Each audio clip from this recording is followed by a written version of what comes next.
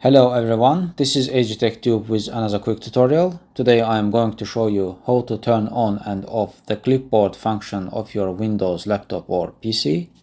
So go to Settings and then go to System. On left tab scroll down and select Clipboard. And you need to activate this function, Clipboard History.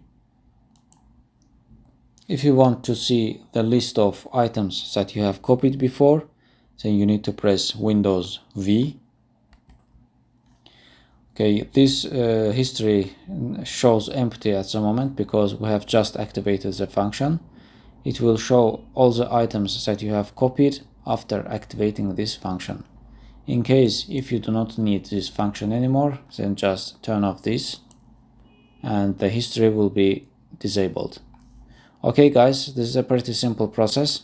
As always, thank you guys for watching the video. Please subscribe to my channel if you wish to see more of such content. I'm looking forward to catch you in my next videos.